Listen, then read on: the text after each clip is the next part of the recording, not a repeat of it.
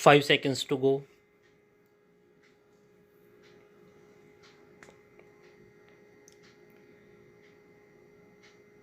Start. We are lucky in having this centenary of the post and telegraphs soon after having celebrated the centenary of the Indian Railways. It is on occasions like this that one gets an opportunity of looking back and assessing the past achievement and also planning for the future. It is indeed gratifying that these important occasions have synchronized with our 5-year plan.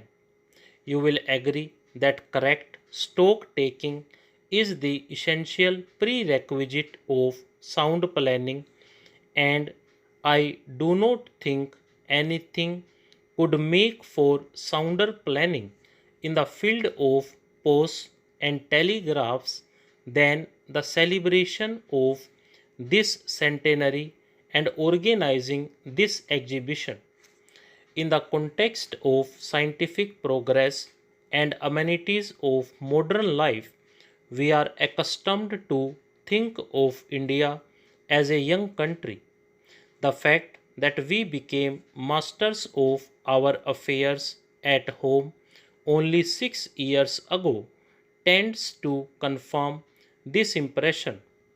In reality, this impression is an illusion to allay which it will be necessary to know the facts about the growth and development of telecommunications in India. 100 years ago, telegraph lines began to radiate from Calcutta, which was then India's capital. Actually, the beginning had been made in this direction 14 years earlier in 1839 when an Englishman, Dr. Smith, completed on his own and without official assistance about 21 miles of telegraphic line proceeding from Calcutta in the direction of Diamond Harbour. It was, however, in 1851 that the first telegraph line to carry traffic was constructed between Calcutta and Diamond Harbour.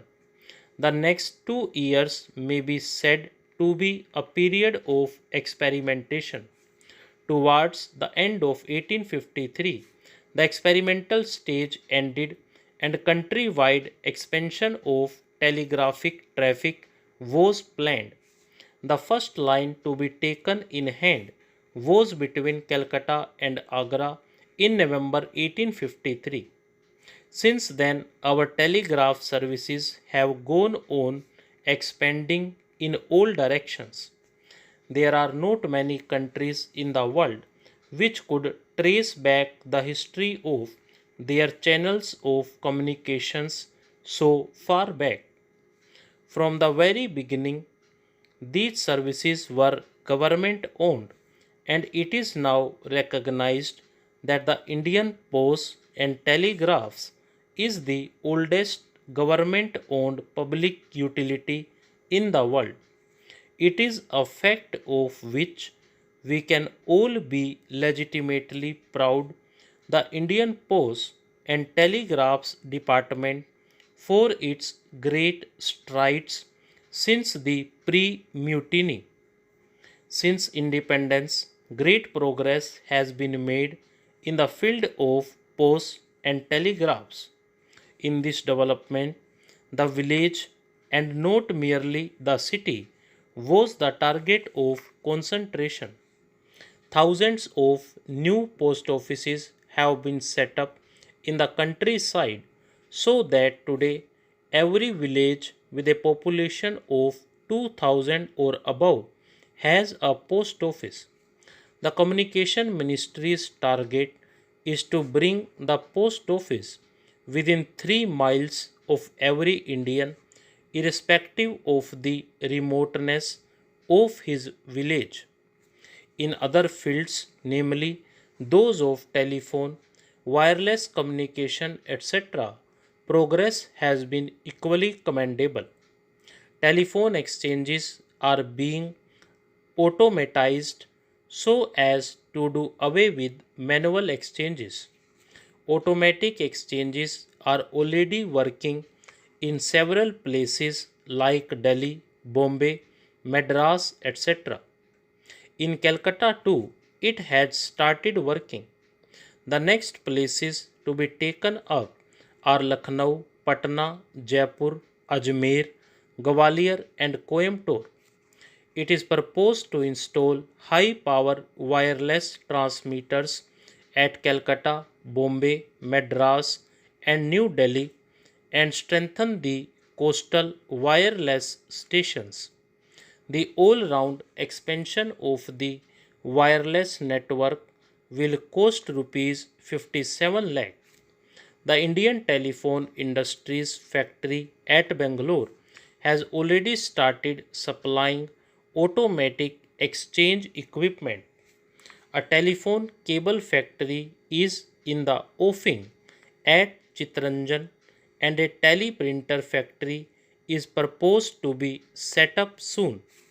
This record of progress is indeed very satisfactory.